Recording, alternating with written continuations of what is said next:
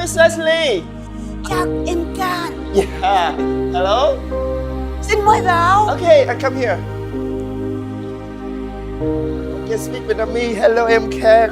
Hello, Miss Leslei. Hello, Nice Can. to meet you. Thank you for Thưa quý coming vị, here. chào mừng tất cả quý vị, chúng ta đang cùng đến với chương trình Việt Nam trong tim tôi. Thưa quý vị, cách đây 5 năm thì báo chí Việt Nam đã tốn rất nhiều giấy mực để nói về chuyện tình cảm động giữa một người phụ nữ Pháp cùng với lại một người đàn ông Việt Nam, đó là thầy Hùng, người sáng lập ra nhóm Nụ Cười. Đó chính là nơi mà giúp đỡ cho những trẻ em bị phố sống cơ nhở cũng như là những trẻ em bị bệnh S. Và ngày hôm nay thì chúng tôi xin mời quý vị, chúng ta sẽ cùng gặp gỡ người phụ nữ Pháp ấy.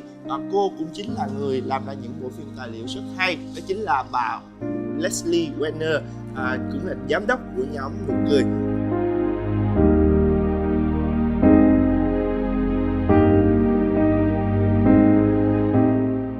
Do you remember the first time that you come to Vietnam is when? It feels like it was yesterday. Oh wow. But it was in 1994 was the first time I came to Vietnam. Before that, I grew up with the word Vietnam all the time because I was American. Mm-hmm. And I grew up in the 60s during the war, the Vietnamese War. And so at the time it was the beginning of television and there was no censorship. And so the whole war was right in my living room. And it was something that really marked my childhood. It was very powerful in my childhood. I just got such strong hatred for violence and for injustice, and it just always stuck with me. Uh-huh.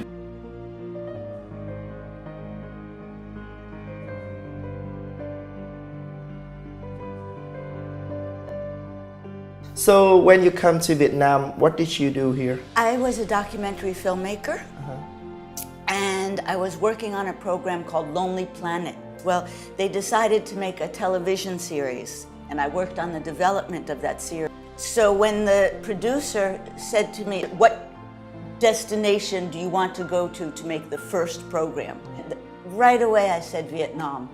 So I started reading everything I could about Vietnam. I'd already read really a lot about the war and about Ho Chi Minh and about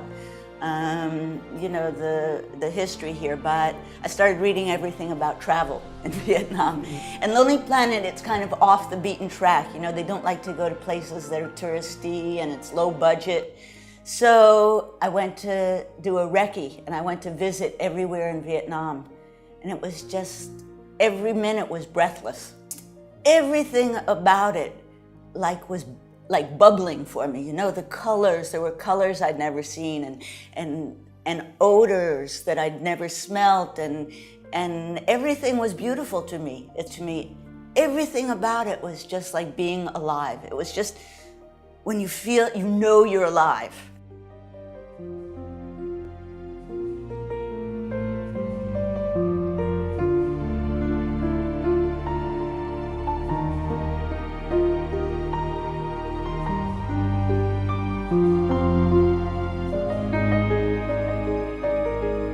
But for some reason, I felt really close to the Vietnamese people. I felt like I had really suffered with their suffering, although I was only watching it on TV, so I'm not comparing that kind of suffering. But I've always felt like so helpless, and now I was here. And just everyone I met. I don't know how much you've traveled, but at that time, and now a little bit too, that I used to say that Vietnamese people still had a soul. I just felt that there was something really deep in Vietnamese people, very human, very deeply human in Vietnamese people. Yeah. And every time when I see your smile or when I see the smile of these people here, it's something that really... So at that time when you were in Vietnam, to make just only documentary film or any other project or any other plan? No, I just really came to make documentary film. What I did to come back here was to make other documentary films on Vietnam. After I'd been here once, it was like I was bitten. And I just, always wanted to come back. So I always thought of new topics to make in Vietnam. struck me that this country is going to change very quickly. So I wrote a project to do a film about development in Vietnam, to watch over 10 years how the country was going to develop.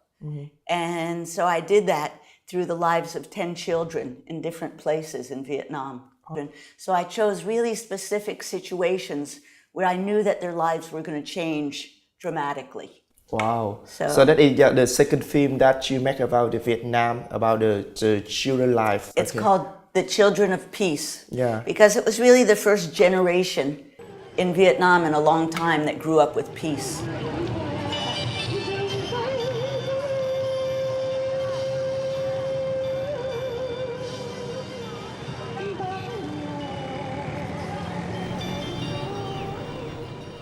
Depuis maintenant plus de 20 ans que la guerre est terminée. Why you have a very powerful passion to do all of the film about the Vietnam like this? I think that I'm really driven.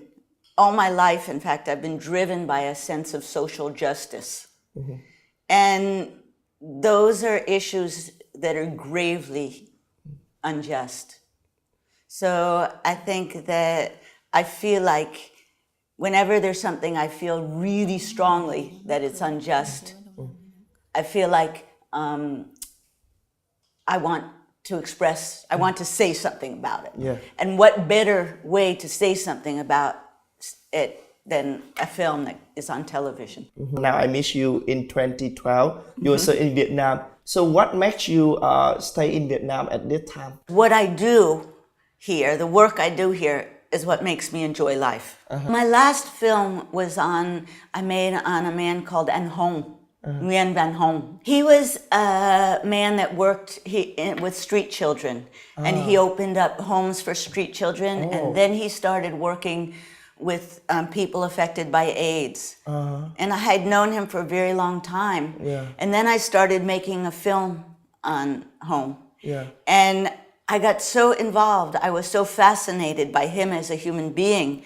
and by the work that he was doing that I got very involved with his organization. When I was almost finished making the film, he passed away from liver cancer. And so there was nobody to continue his work. Vietnam is just a place where I feel, like I said, I feel alive. I feel like you have to reinvent yourself because the whole country is reinventing itself.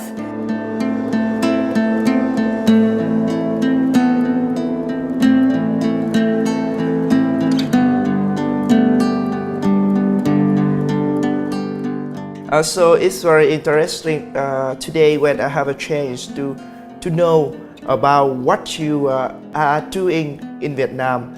But I'm still curious that maybe I should need you to take me to go to the nhóm nụ cười to know some of the activities that you did for all of the children there. And we will meet with all of the people who are seeing us on TV the next day.